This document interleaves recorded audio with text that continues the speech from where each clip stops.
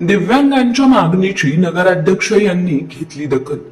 1 मे रोजी सन्मान करून निधीचे करणार वाटप. अहमदपूर शहरातील अपंग बांधवांच्या संघटनेच्या पदाधिकारी यांनी आपल्या रखडलेल्या मागण्यांसाठी आज दिनांक 22 एप्रिल रोजी आपल्या हक्काच्या मागण्या ह्या मागच्या 2 वर्षांपासून प्रलंबित आहेत त्या लवकरात लवकर पूर्ण कराव्यात म्हणून एक लेखी देऊन संघटनेच्या वतीने नगराध्यक्ष यांना देण्यात आले. यावेळी नगराध्यक्ष ऍडव्होकेट स्वप्नील भत्ते साहेब यांनी या निवेदनाची दखल घेऊन तातडी अपंगांना त्यांच्या मागण्यांची पूर्तता करण्यात येईल असे आश्वासन दिले आणि येत्या 1 मे महाराष्ट्र दिनी या सर्व अपंग बांधवांचा सन्मान करून निधीचे वाटप करण्यात येणार आहे. किती तारखेला? 1 मे.